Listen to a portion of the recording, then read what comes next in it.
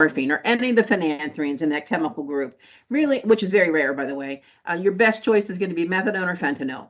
Even tramadol carries the warning about cross allergenicity with the phenanthrines, although it is very chemically dissimilar. Okay. Thank you. And a follow-up question. High-dose ketamine. I have a patient on IV dilaudid oral methadone, feels best when he gets oral ketamine 100 milligrams 5 times a day. That is a high dose. I don't know if there's an upper limit or a ceiling. That I think that's the highest I've heard.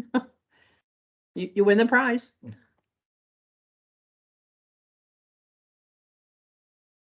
Yeah, that's pretty high. Dr. Trantalu has a question. Is there a standard adoption of a systematic process for use of opioids in the electronic health record, including management of a PCA? It would help to have such a process, and has somebody figured it out yet?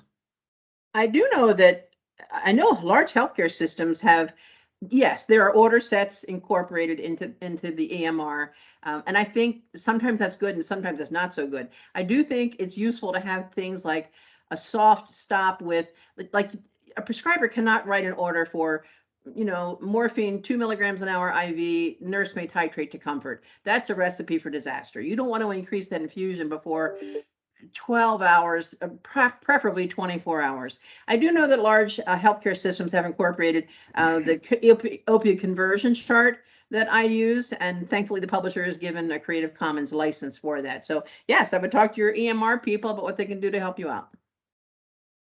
Okay.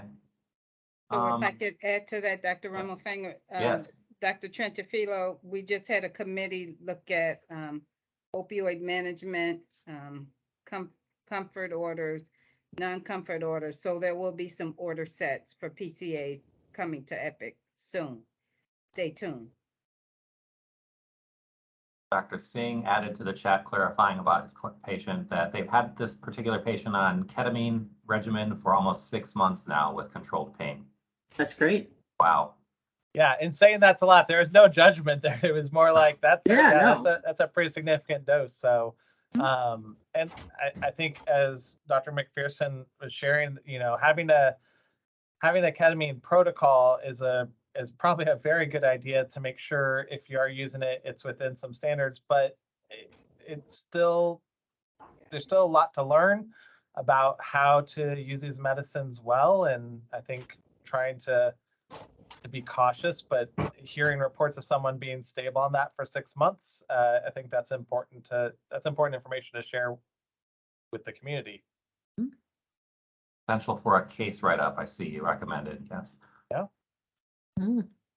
Dr. Liu had a question as well, Dr. Rummelfinger, for Dr. Sinclair.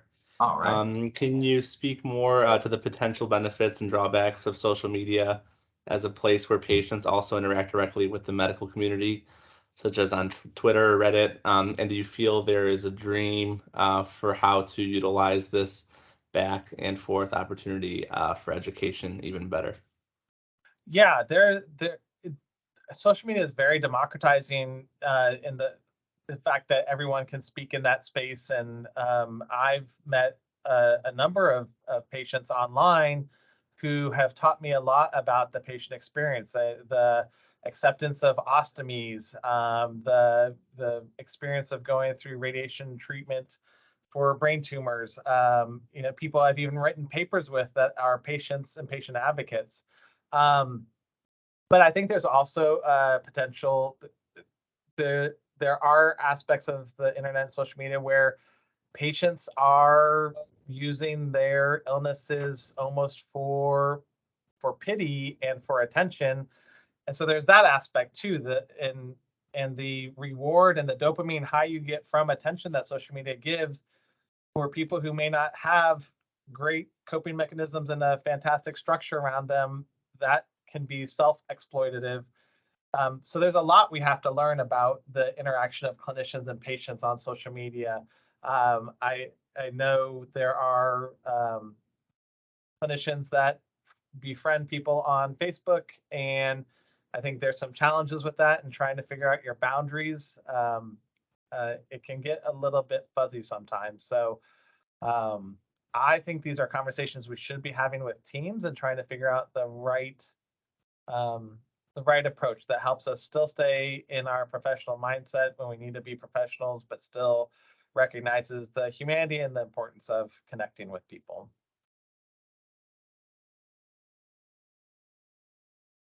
Thanks. Ricardo, Wolfman, other questions?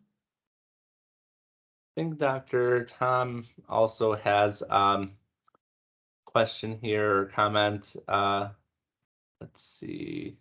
They're filing in here. Give me 1 second. On a new admission, a patient can be on tramadol due to side effects to a narcotic. I have a high respect/fear for tramadol in older adults due to the 3A4, 2D6, and 2B6 link. Is my feeling justified?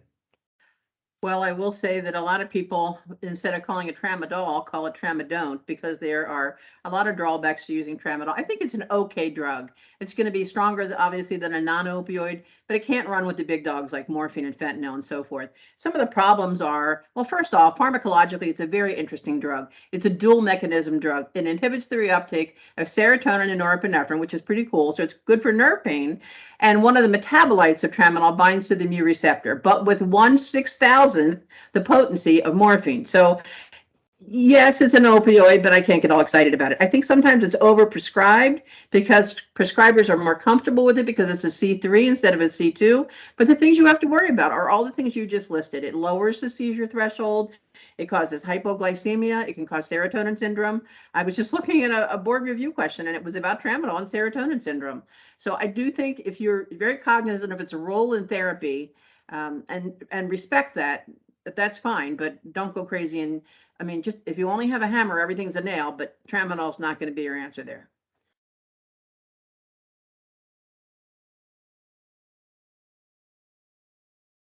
Looks like we have somebody seconding the tramadol question.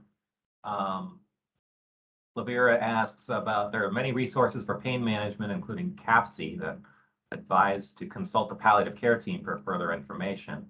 And as a member of the palliative care team, what other resources than CAPC can you recommend for pain and symptom management? So CAPC is the Center to Advance Palliative Care. And one thing that you can do is your healthcare system may subscribe to CAPC. They've got tons of courses and resources on their webpage. But I do think they're wise, like with methadone dosing and ketamine and some of these more advanced things we've been talking about. I do think you should loop in the palliative care team. Are you asking about resources for the palliative care team or other places we can send people? I suspect it's the latter, but I think I would just educate people on when is it appropriate to call the palliative care team, most importantly. Oh, hi, this is Lavera.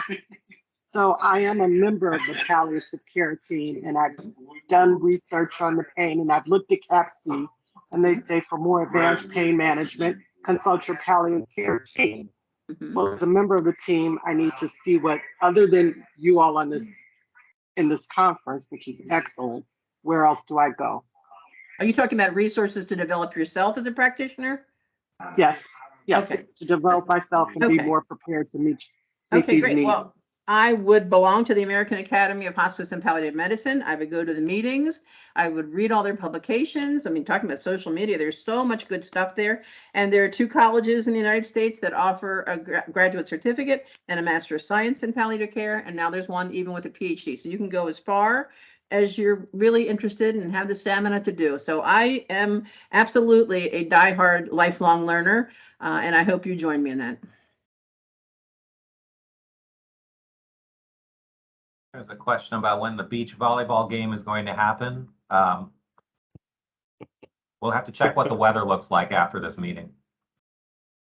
There's a question about, will Aurora ever have a stronger online palliative presence? I know we have Chalk Talk, but seems that there could be room to expand or support our patients.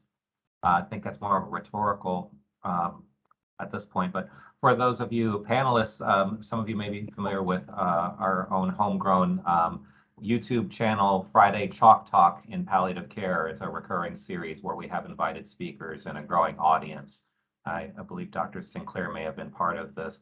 But it's, I think the palliative care community is growing nationally, just as, and internationally as we see time goes on. Yeah, I don't want to take any credit away from the group leading Chalk Talk. They've done extraordinary work. I advised a little bit in the beginning, but they have done wonderful work, diverse topics, great speakers. It needs more eyeballs for the quality of content that's out there. So Thank you. So I'm monitoring the chat to see if there are any further questions, but it looks like we might be nearing the end. Give one more That's right, second. Dr. Steve. Yeah, I don't see anything else in there. All right. Well, with that, then I think I'm going to transition us off of this panel and then start working on closing out our conference. I want to thank everybody for attending and for our guest speakers. So it's tremendous information. I also wanted to extend a thank you to our committee members. And as I call your names, I would hope that you would please, actually, as Dr. Battle calls your name, you could please go on camera for us. But for our invited speakers, thank you for Dr. Sinclair, Jester, Dr. McHale, Hollywood, Dr. Silva, Interloper, and Lynn McPherson, Stinger. Very good information for us all. Thank you. Thank Dr. you. Battle. Thank you, everyone.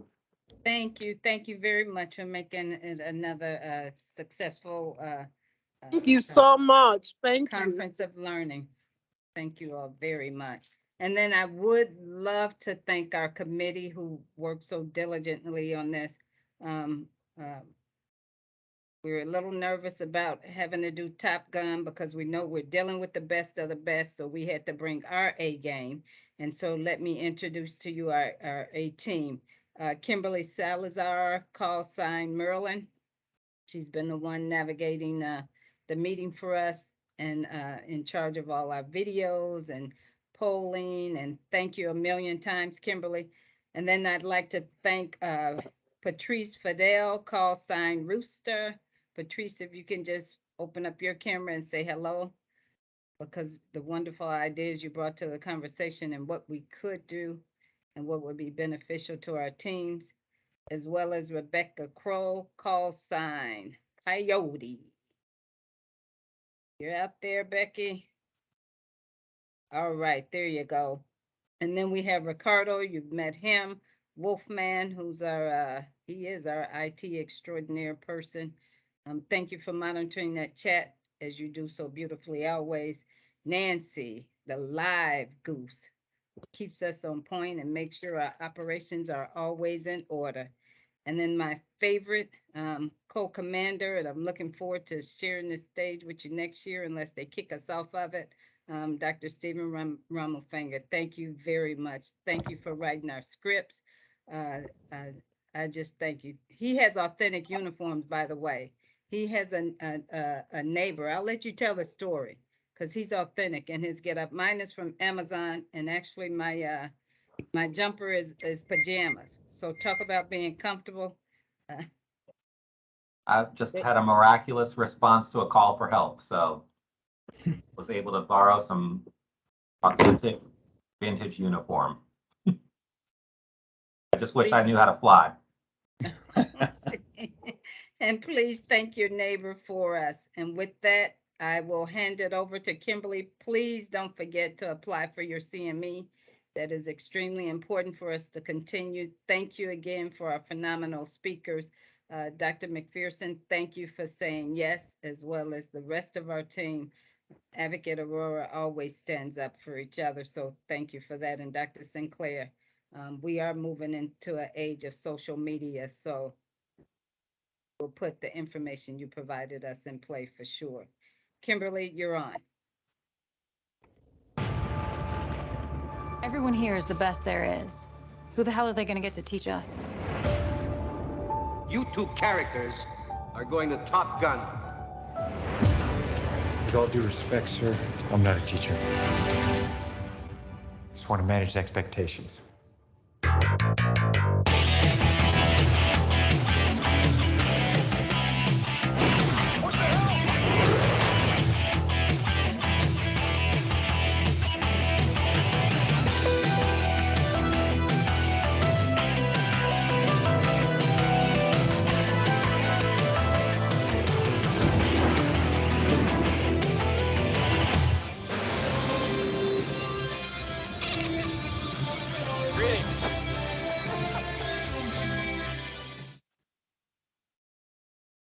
How appropriate. Hashtag Al Kitty.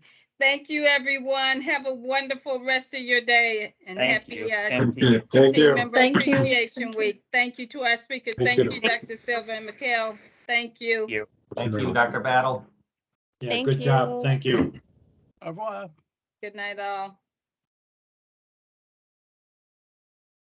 Kimberly, I think you can close us out and stop the recording. Have a good night, all.